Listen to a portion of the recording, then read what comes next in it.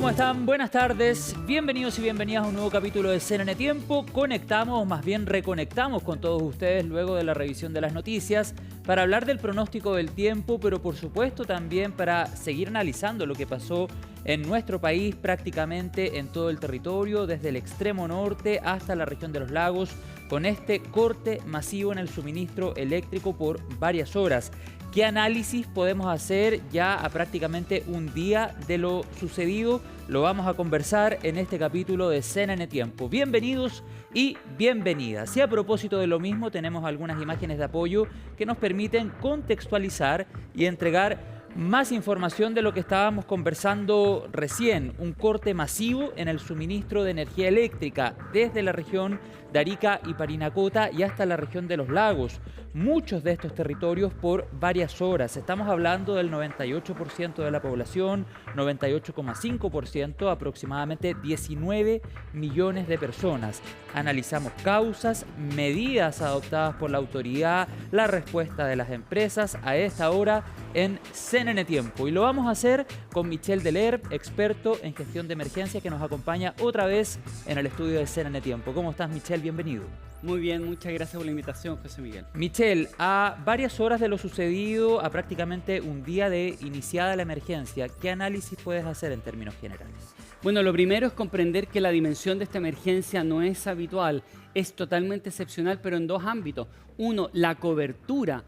Tú lo dijiste, 97. Básicamente estamos hablando de la totalidad de la población, estamos hablando de todo el país. Y en segundo lugar, la extensión de este corte ha sido realmente inusual. Y eso nos establece, entre otras cosas, ciertos desafíos en materia del análisis. No solamente culpar a una empresa en particular, sino que hacer un análisis mucho más profundo, porque además vimos que además del corte, tuvimos una suerte de consecuencia en cascada o efecto dominó, donde nos pudimos dar cuenta de una serie de fragilidades que quizás podemos comentarlo porque lo estuvimos comentando en agosto pasado y que para mí esa era la luz amarilla o la luz roja de alerta de fragilidades que hoy día volvimos a ver. Podríamos decir en términos coloquiales lo que sucede en agosto del año 2024 con estas intensas ráfagas de viento que dejan gran parte al menos de la zona centro y centro-sur sin suministro eléctrico. Bueno, no nos olvidamos lo que pasó con la región metropolitana. Podríamos interpretar ese hecho como una luz amarilla o como una tremenda advertencia y una luz roja definitivamente lo que sucede durante las últimas horas. ¿Qué nos dice de nuestro sistema esta situación? Nos dice que a horas de estar por cumplir un año más del 27F, del terremoto 15 años ya. 15 años, la verdad es que mantenemos deficiencias sumamente importantes. Por ejemplo, fragmentación. Ayer lo vimos incluso en las vocerías. Por una parte estaba el coordinador eléctrico nacional, después aparecía un ministro, después aparecía una ministra. Es decir, falta de claridad en las líneas de autoridad. ¿Quién manda? Cuando en realidad necesitábamos clara identificación de la autoridad desde el primer minuto. Y segundo, simplificación y masificación de la información. ¿Qué está pasando? ¿Cuándo son los tiempos de recuperación que esperamos? ¿Cuál es el punto de recuperación que esperamos?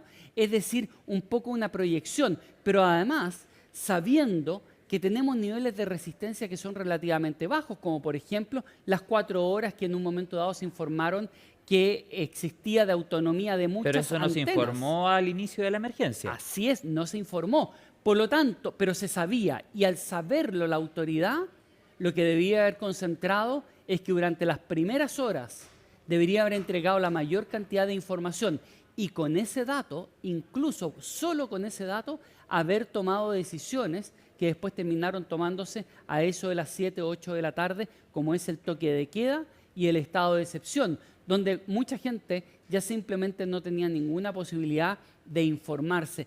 Esas son debilidades asociadas a la gestión comunicacional y de información que claramente fueron detectadas, entre otras cosas, estamos hablando de hace 15 años atrás, pero que también cuando recordamos lo que ocurrió en agosto también fue parte de las debilidades que mostró este sistema, nuestro sistema de emergencia. más allá de lo eléctrico. Claro, estado de excepción que ha quedado sin efecto, lo ha dicho la autoridad durante esta jornada a propósito de la reposición del suministro eléctrico. Fue una de las medidas que se tomó durante la noche de este día martes a propósito de la emergencia. Tú tocabas un tema bien interesante, Michelle, respecto a la autonomía del sistema a propósito del corte en el suministro de 4 horas. Aquello se informa ya avanzada la tarde de este día martes, cuando probablemente los celulares de muchas personas estaban quedando sin batería. Hubiese sido interesante, tal vez de manera preventiva, haberlo informado en primera instancia para que efectivamente las personas pudieran ahorrar, entre comillas, batería en los celulares o buscar alternativas para poder cargarlos, de repente conectando a un computador, a una batería externa o incluso al conector USB de los autos. Así es. Y entre otras cosas, yo creo que otra de las debilidades que tenemos es la oportunidad de la información respecto de eso, pero también a partir de los canales de información que se utilizan. O sea, la verdad es que esto eran puntos de prensa, estábamos sin electricidad, por lo tanto estábamos sin televisión en la mayor parte del país. Radios a pilas o transmisión por multiplataformas a través del celular. Claro. Exactamente, y ahí seguimos con una debilidad que tiene que ver con preparación comunitaria. Lo conversamos respecto a los incendios forestales. Seguimos mucho con el tema del SAE, que ya hace 2 años atrás se ha señalado que es una buena herramienta estos mensajes a los celulares, pero tiene limitaciones. Debemos volver a lo más robusto que tiene que ver, por ejemplo, con el tema de la radio, con las multiplataformas, pero tiene que haber redundancia. Estamos hablando de elementos que han sido advertidos en la vivencia hace más de una década, pero en lo técnico es algo que está resuelto técnicamente y que debe haber redundancia, resistencia y resiliencia de los sistemas en general. Estamos hablando de hace varias décadas atrás. Bueno, a propósito de lo que dices, te quiero hacer varias preguntas. Primero, coordinador eléctrico. ¿Qué está pasando ahí? Uno, para que entendamos a este actor que surge, de hecho, y se mediatiza bastante la institución luego de esta emergencia, con vocería, desde algunas perspectivas bastante cuestionadas por lo poco claras que fueron en algunos momentos del día. Pero independiente de eso, ¿cuál es el rol del coordinador eléctrico? Porque mucho se apunta hacia la empresa, pero uno debería esperar de esta institución, del coordinador eléctrico, una fiscalización constante, ¿no?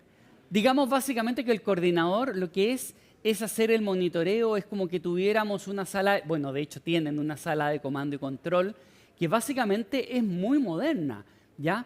Pero aquí hubo una serie de fallas. No es solamente la falla de la empresa. Lo que dicho sea de paso debe responder la empresa. No estamos defendiendo al sector privado. No. Por supuesto tiene que responder y si hay sanciones que aplicar, se deben aplicar.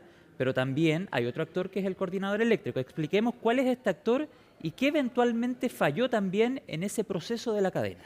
En este proceso de la cadena, aquí hubo varias fallas y eso es lo complejo porque todavía no hay claridad de la totalidad de las fallas que hubo, porque todo el discurso y el relato se está concentrando en una empresa, pero aquí hubo un encadenamiento de fallas que implica que, digamos, que si tenemos un paciente nosotros que lo estamos monitoreando, que está en coma y lo estamos viendo con diferentes instrumentos, el coordinador lo que hace es estar monitoreando permanentemente lo que ocurre en la red.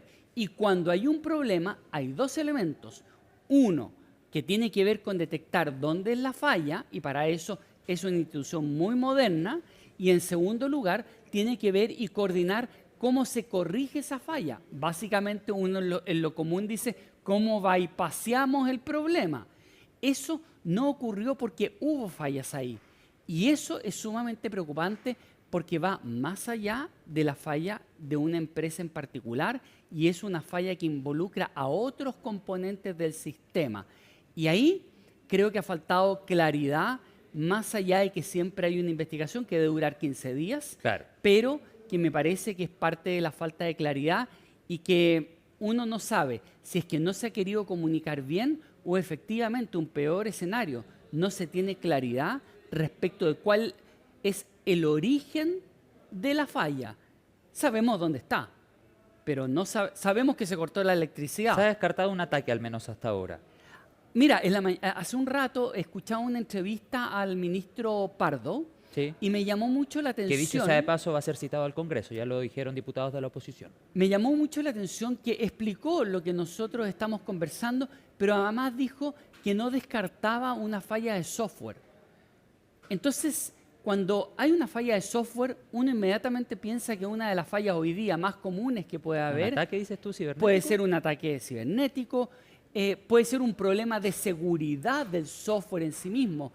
Eso creo que es importante aclararlo. Sí, claro. No obstante, es siempre importante en estos momentos señalar que el tema de ciberseguridad hoy día es una de las grandes preocupaciones Y hay que invertir en manejo ahí. de servicios básicos. No nos puede pillar desprevenido porque sabemos que es una posibilidad de riesgo latente en todo el mundo a estas alturas, con todo digitalizado. Michelle, estamos cerrando, estamos en el tiempo. Solo un resumen ejecutivo con consejos a la ciudadanía de cómo prepararnos ante estas emergencias y otra vez reforzar lo que debe contener nuestro kit de emergencia, porque constantemente enfrentamos desastres naturales con consecuencias catastróficas. Así es. En este caso no es un desastre natural, pero puso en entredicho bastante la capacidad de respuesta, digámoslo, luego de un corte en el suministro de tantas horas. ¿Cuál es el consejo final para la ciudadanía? Creo que es sumamente importante. Si usted está en una zona en la cual no se ha consolidado el retorno de la electricidad, va a haber intermitencia. Y esa intermitencia puede implicar el riesgo menor, digamos, en realidad, que es que se echen a perder o se quemen los aparatos eléctricos. El peor escenario es un accidente eléctrico que genere un incendio. Por lo tanto, mientras no haya un retorno consolidado, estable de la electricidad, desenchufe los aparatos. El refrigerador usted lo puede desenchufar, pero ojo, manténgalo cerrado porque eso va a mantener y va a funcionar como un cooler. En materia de kit, nunca nos olvidemos, estos power bank, estos bancos de poder siempre son útiles, pero hay que tenerlos cargados. En materia de baterías y lo que tiene que ver con dispositivos recargables, un dato. Prefiera aquellos que tienen baterías de ion litio porque conservan mejor la energía como banco. Y por lo tanto creo que ahí está la posibilidad de obviamente tener mayor continuidad.